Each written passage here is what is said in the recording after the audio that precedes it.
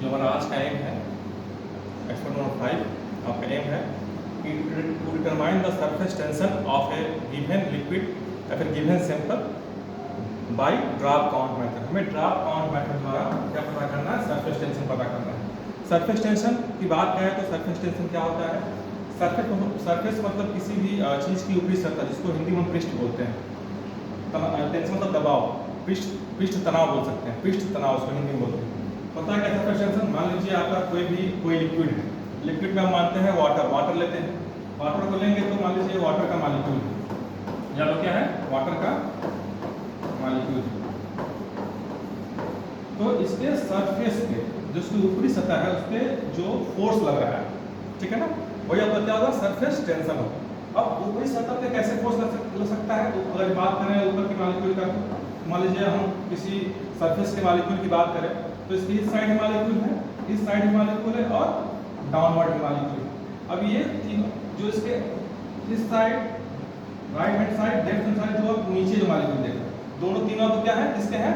Water के हैं। अगर बात करें सरफेस के ऊपर, तो सरफेस के ऊपर कौन सा मॉलिक्यूल सकता है आपका? एयर। भाई सरफेस के ऊपर क्या है? एयर ही तो है।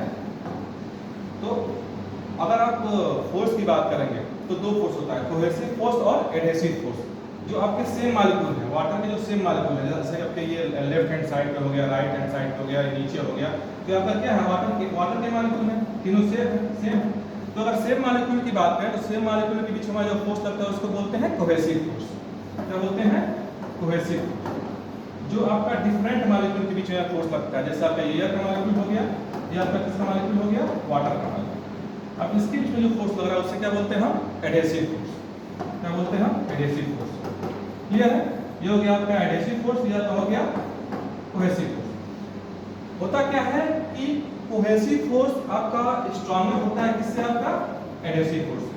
जब कोहेसिव फोर्स स्ट्रॉन्गर है एडहेसिव फोर्स से, तो ये इसको इस तरफ खींचेगा, इसको इस तरफ खींचेगा, इस सरफेस को, और ये सरफेस को डाउनवर्ड की तरफ खींचेगा। कहाँ खींचेगा? डाउनवर्ड की तरफ। तो इस डाउनवर्ड फोर्स के द्वारा सरफेस पे एक टेंशन क्रिएट होगा, एक तनाव आपको देखने को मिलेगा। सरफेस क्या होना चाहेगा? सरफेस मिनिमाइज होना चाहेगा, अपनी एरिया को कम करना चाहेगा। तो इसी को हम, तो यही जो हमारा एक्स्ट्रा फोर्स लग रहा है सरफेस पे, डाउनवर्ड या पुल डाउन फोर्स द्वारा, उसे क्या बोलते हैं हम? सरफेस टेंशन बोलते हैं। क्या बोलते हैं? Surface tension. क्लियर है? सरफेस टेंशन क्या होता है? हमें सरफेस टेंशन ही निकालना है किसी भी गिवन सैंपल का ड्रॉप काउंट मेथड से। जो आपको प्रैक्टिकल में पढ़ने हो, आपके ड्रॉप काउंट मेथड पढ़ना है। दूसरा क्या आपको पढ़ना है? ड्रॉप वेट मेथड पढ़ना है, ठीक है? पहले हमको प्रैक्टिकल किससे परफॉर्म करना है? पहले परफॉर्म करना है ड्रॉप काउंट मेथड, ठीक है? अब आपका किसी भी प्रैक्टिकल को परफॉर्म करने के लिए कुछ न कुछ क्या होते हैं? रिक्वायरमेंट। जैसे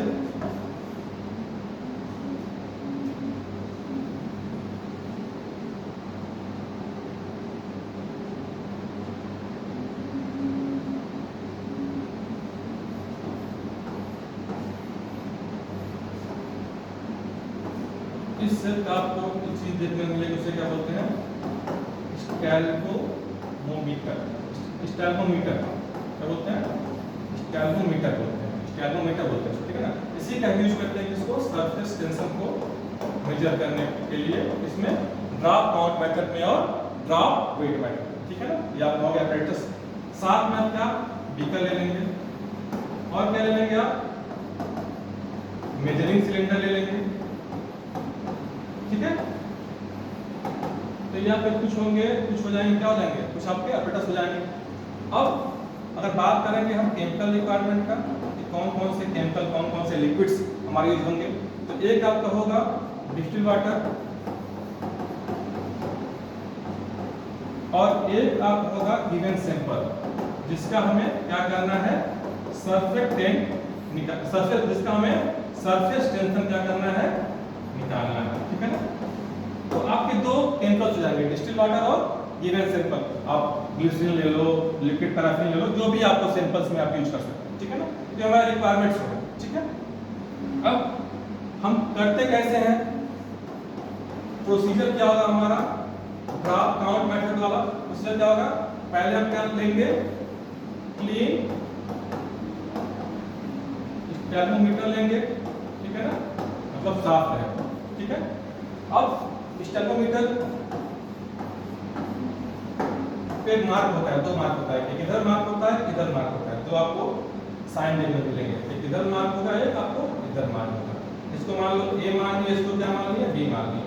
दूसरा तुम्हारा क्या है, इस टेर्मोमीटर को हम जिस भी लिक्विड का पता करना है, जैसे कि हमें पता दोनों करना है, वाटर का भी करना है और आपका सैंपल का भी करना है, तो दोनों लिक्विड को बारी बारी से हम क्या कर लेंगे, ए से ए टू बी मार्क तक हम फिल कर लेंगे। फिल द लिक्विड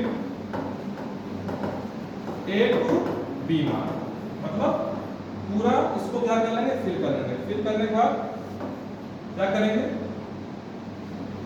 इसको हम थंब से, ठीक है ना, थंब से ऐसे रोके रहेंगे, कोई लिक्विड बाहर ना आए, ठीक है ना, हमें क्योंकि हमें ड्रॉप काउंट करना है।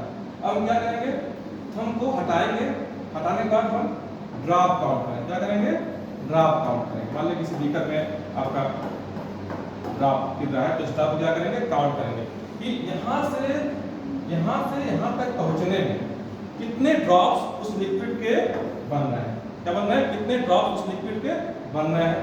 तो आपको नंबर ऑफ ड्रॉप मिल गया। एक बार आपको मिल जाएगा किसका, मान लीजिए इसको M1 मान लीजिए, एक बार मिल जाएगा आपको किसका, जो गिवन सैंपल है उसका, उसको करेंगे तो दूसरी बार किसका मिल जाएगा आपको, वाटर, ठीक है ना। आपको दो नंबर ऑफ ड्रॉप मिल जाएंगे, ठीक है। उसके साथ साथ आपको दोनों की डेंसिटी पता होना चाहिए, किसका, गिवन सैंपल का भी और वाटर का, दोनों का आपका डेंसिटी पता होना चाहिए, ठीक है। ये तो चीजें होगी, आपने ड्रॉप काउंट कर लिया, डेंसिटी आपने पता कर लिया कि वाटर की डेंसिटी क्या होगी और उस पर्टिकुलर सैंपल्स की डेंसिटी क्या होगी, उसको पता कर लेंगे। उसको पता करने के बाद हम अगला क्या करेंगे, अब देखिए इस पूरे प्रोसीजर को हम 3 टाइम्स परफॉर्म करते हैं। जैसे कि हमारा जब 3 टाइम परफॉर्म करेंगे तो हमारा ऑब्जर्वेशन टेबल कैसा बनेगा, सीरियल नंबर हो गया, मान लीजिए 1 2 3, ठीक है ना। तो आपका ड्रॉप काउंट जो है वो मान लीजिए 56 57 58, ठीक है ना। तो आपका एक यहाँ क्या निकालेंगे, उसका एवरेज निकालेंगे, तीनों को जोड़ के 3 से क्या कर देंगे,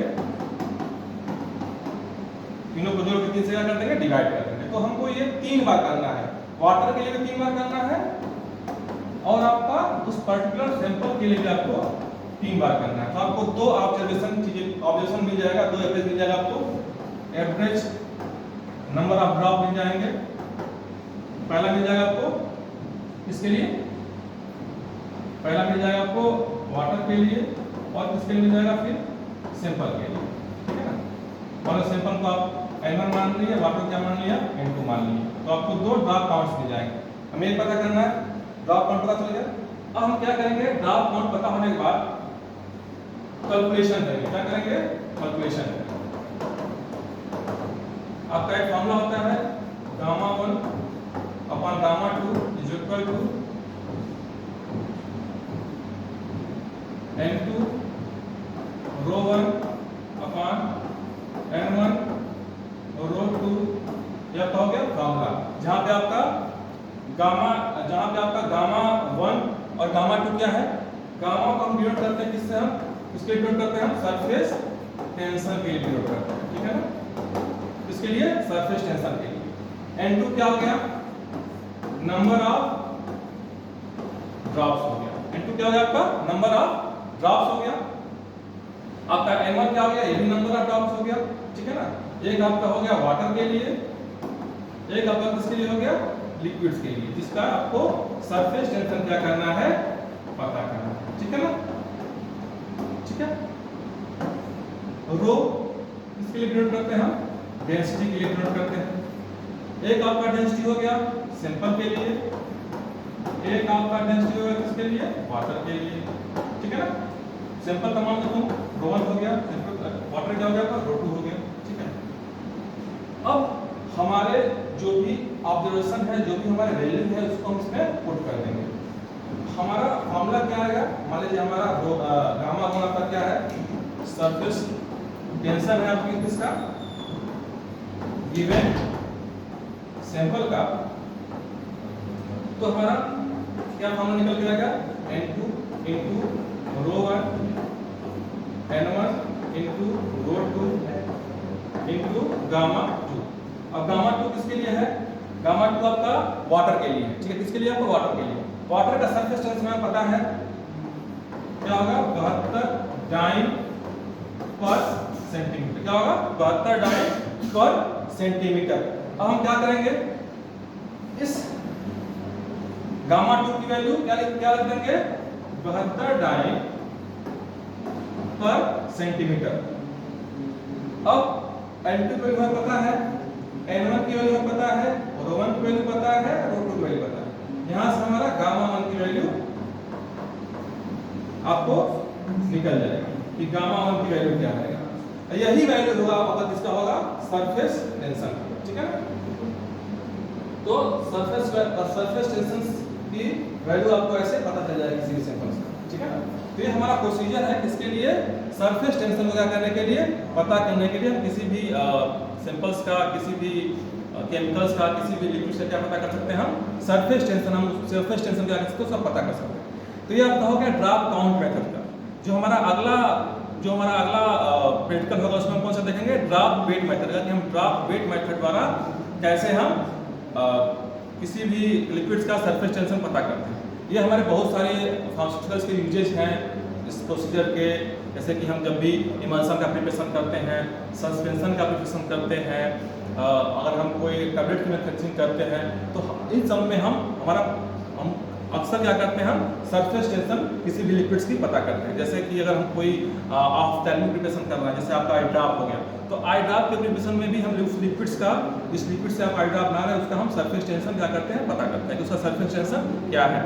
फिर फाउंडेशन स्टडी में भी इसका हम पता करते हैं किसी भी लिक्विड का सरफेस टेंशन, उसका सरफेस टेंशन क्या है, कितना सरफेस टेंशन आ रहा है, ड्रॉप कैसे बनेगा, क्योंकि सरफेस टेंशन पे डिपेंड करता है कि आपका ड्रॉप कितनी तेजी से नीचे की तरफ आएगा। अगर सरफेस टेंशन अधिक रहेगा तो ड्रॉप को नीचे, तो ग्रेविटेशनल फोर्स को अधिक फोर्स लगाना पड़ेगा ड्रॉप को, उस पर्टिकुलर ड्रॉप को नीचे आने में, ठीक है ना। क्योंकि कोहेसिव फोर्स अगर स्ट्रांग रहेगा तो सरफेस को छोड़ने में या फिर सरफेस से उसको अलग होने में अधिक ग्रेविटेशनल फोर्स हमारा लगेगा, ठीक है ना। तो ये सब सारी चीजें हैं, ये सब सारी यूजेज है किसके, सरफेस टेंशन का। कि सरफेस टेंशन का हमारा फार्मास्यूटिकल इंडस्ट्री में या फिर फार्मास्यूटिकल्स उसके यूजेज क्या क्या है। Thank you.